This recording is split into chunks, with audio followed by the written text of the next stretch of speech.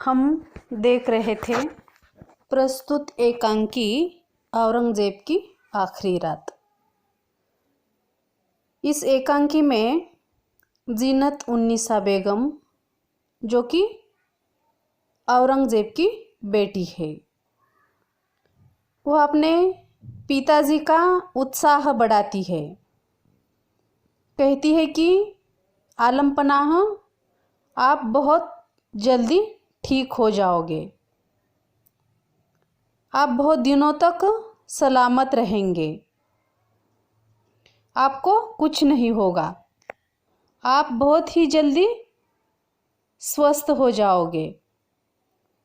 परंतु आलमगीर औरंगजेब अत्यंत विवल हो जाता है, व्याकुल हो जाता है और व्याकुल होकर अपनी बेटी जीनत से कहता है कि बेटी, अभी जो आपने कहा वो फिर से एक बार दोहरा दो, हम ये बात फिर से सुनना चाहते हैं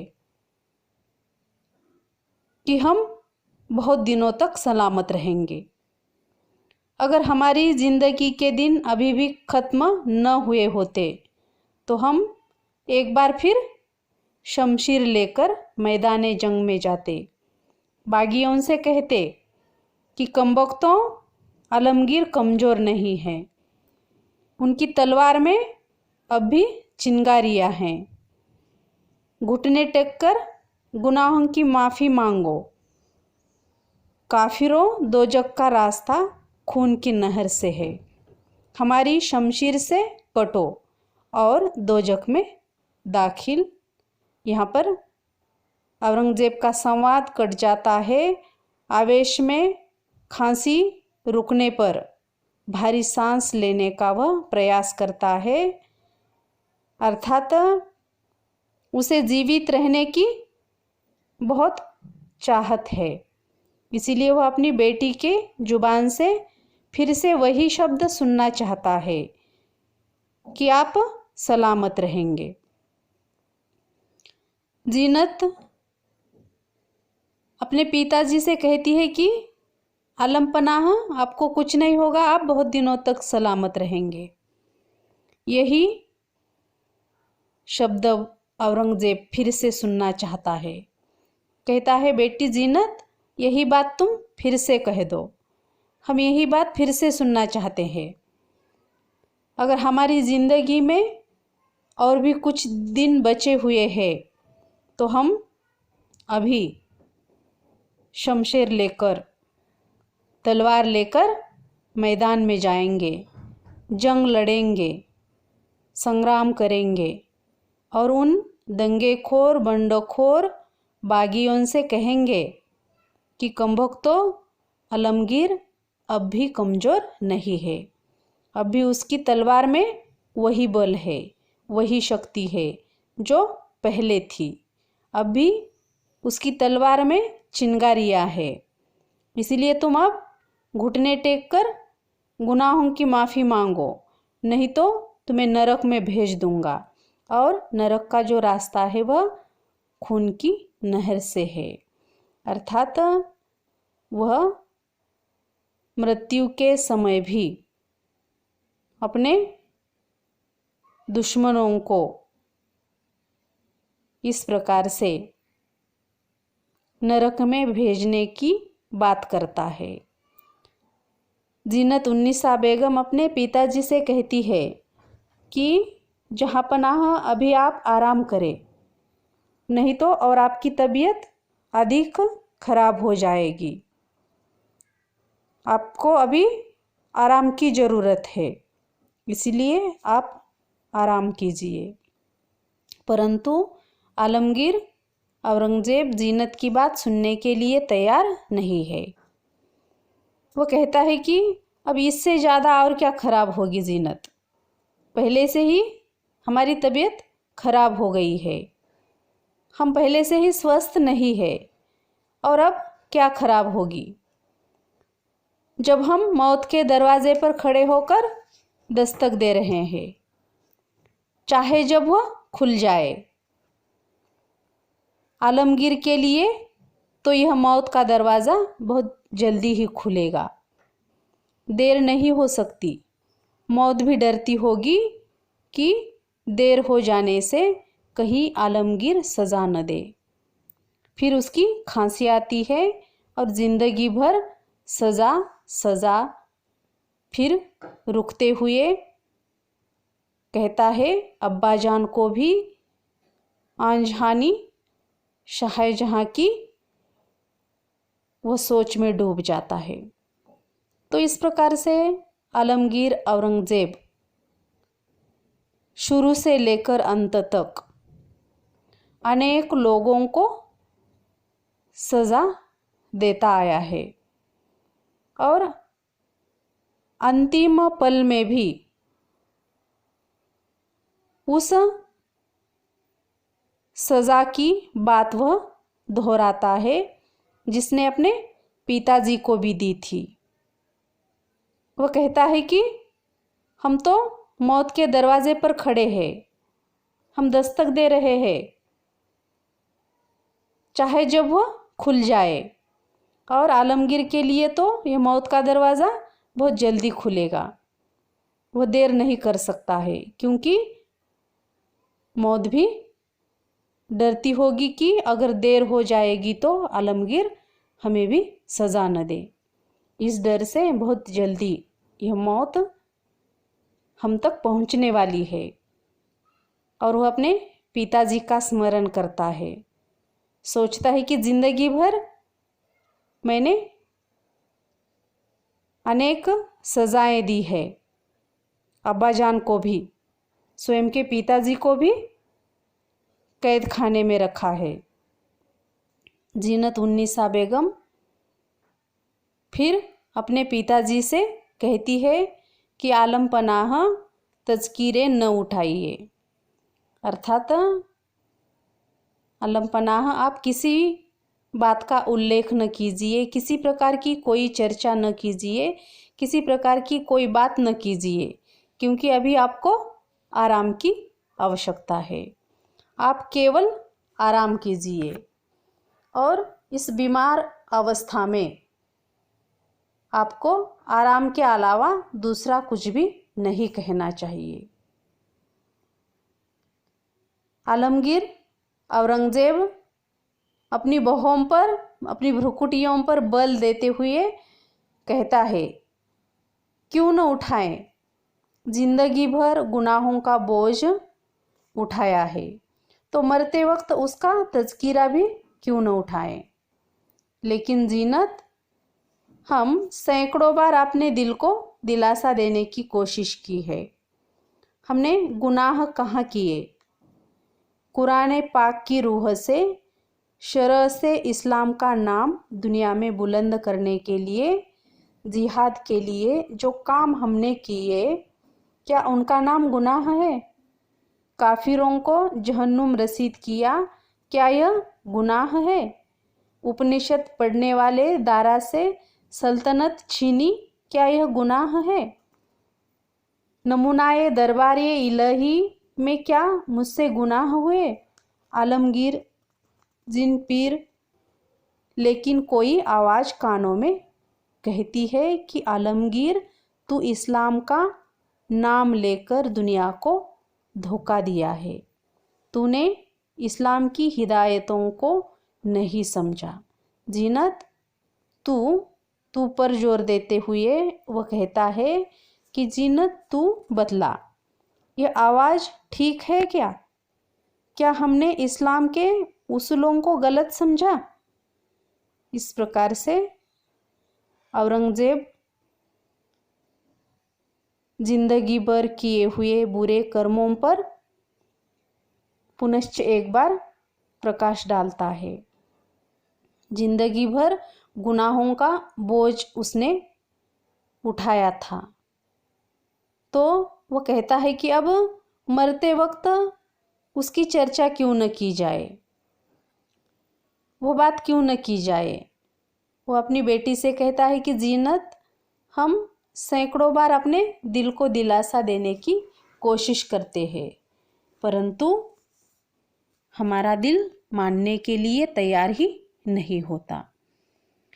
हमने गुनाह कहाँ किए हैं, अर्थात औरंगजेब ने जो गुनाह किए हैं तो उसी गुनाहों का डर उसके मन में बैठा हुआ है।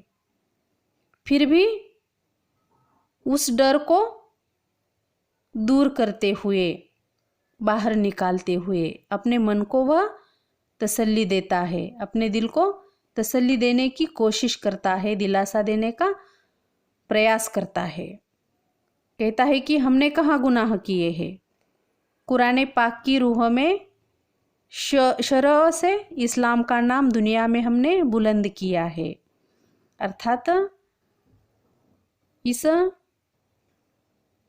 पवित्र ग्रंथ कुरान की रूह से हमने आदर भाव से दुनिया के सामने इस्लाम का नाम उजागर किया है, बुलंद किया है।